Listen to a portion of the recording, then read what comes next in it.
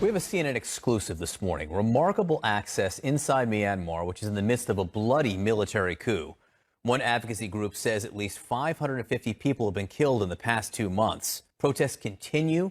They did throughout the weekend, which security officials have been responding to with this brutal crackdown, detaining thousands. At least 11 people were arrested Friday, minutes after being interviewed by CNN. Our Clarissa Ward joins us now live from Myanmar with the permission of the military, who we do want to note is escorting our team. So, Clarissa, what's happening now? Tell us why it's so important for you to be there. Well, as you said, John, 2 months ago, a democratically elected government was overthrown by the military in a coup after the military suffered what can only be described as a humiliating defeat in the elections back in November. That coup has given rise to an enormous protest movement that has swelled across the country. Put simply, the military does not have the support of the people of Myanmar. And as those protests have swelled and people have become more angered about this coup, so too has the violent oppression of that protest movement by the military. As you said, hundreds have been killed, among them dozens of children.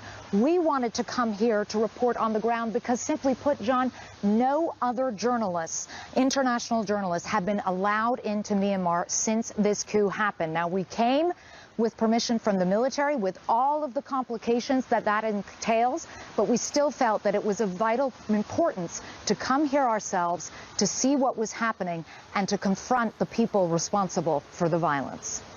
And so, Clarissa, I mean, I know all of this is delicate, but since you're under the auspices of the military, are you able to report freely?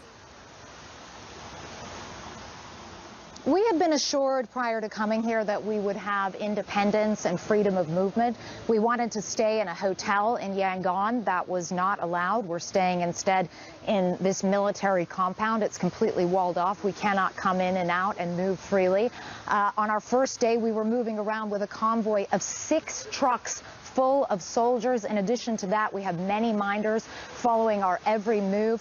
Whenever we do have the opportunity to be on the street, which is very rarely, Allison, our minders are constantly filming everything with their cell phones, making notes, making phone calls, taking records of every single person we talk to and every single movement we make. So it has not been without its challenges, Allison. Well, they're taking pictures and they're taking names, apparently, Clarissa. So tell us about the people who've been detained after speaking with you.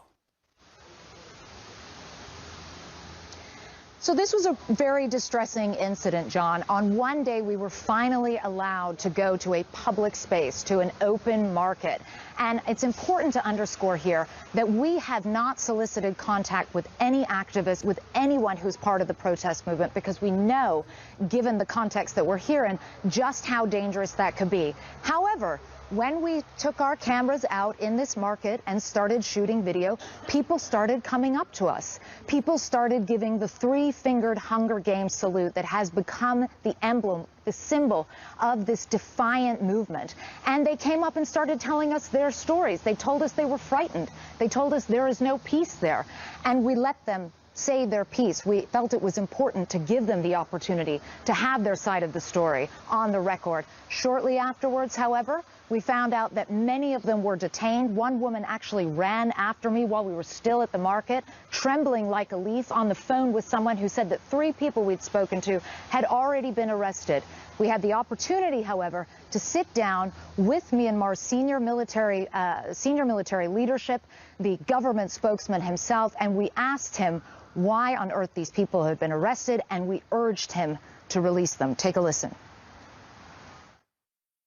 We went to a market in Yangon, and a lot of people approached us because they wanted to talk to us. They wanted to tell their side of the story.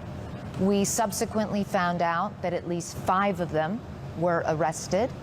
We have verified this independently. We have seen photographic evidence in some cases to confirm this. Can you please explain why you would be arresting people for talking to us? What possible crime did these people commit? They haven't committed any crime. We saw it on the news yesterday, and I asked how many were arrested. 11 got arrested. The security forces were worried that they would provoke others and start the protest in the market, and that is why they got arrested.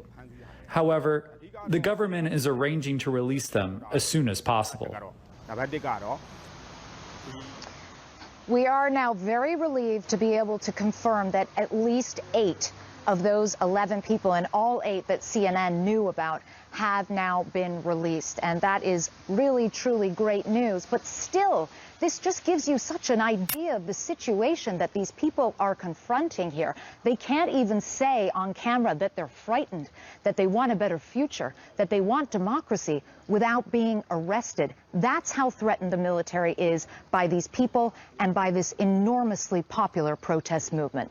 John, Allison. So Clarissa, why does the military want you there, or why have they agreed to allow CNN to be there if they're just going to arrest everybody that you talk to? The military wants to get its side of the story on the record, too, and that's important, and we gave them the opportunity to do that. They see the protest movement as being violent, as being dangerous, as being disruptive to the economy. They say that if people allow the process to play out, that there will be elections again within the next 2 years. They paraded a series of victims before us who told us stories about being threatened by the protesters, humiliated by the protesters. They took us to buildings that they said had been vandalized by the protesters. But when it comes to the idea of this 2-year process before which there will be elections, you can understand why very few people here have any faith in that. There were democratically held elections back in November. There were independent observers who attended those elections who did not make note of any egregious fraud or anything of that nature. And yet still the military intercepted and this coup took place. So very few people here actually believe them when they say that there will be another chance at elections. And after more than half a century of repressive military rule, simply put, they're not willing to give up. They're not willing to let go of the hard-won freedoms that they have enjoyed in the last decade. Clarissa, do you have a sense if the military regime, their power is coalescing or growing at this point? Where is it on the curve as you look towards these elections, 2 years from now? From what we've seen on the ground, the military does not have anything in the way of strong support from the people. What they do have is sophisticated weaponry. What they do have is a large fighting force. There is no comparison in the scale of what you're seeing from the protesters versus what you're seeing from the military in terms of armaments, in terms of funding. And so the military does have that on its side, and it may well be that brute force wins the day here. What's very concerning to so many people, including the United Nations, who've warned that this could turn into a bloodbath, is that as the protesters become more incensed, as the protest movement becomes more violent, this country could be on course for real civil strife, and nobody wants to see that happen. Clarissa Ward, we are lucky to have you there. The world is lucky to have you there. So we get a window as to what is happening. Please stay safe, you and your team. Thank you for being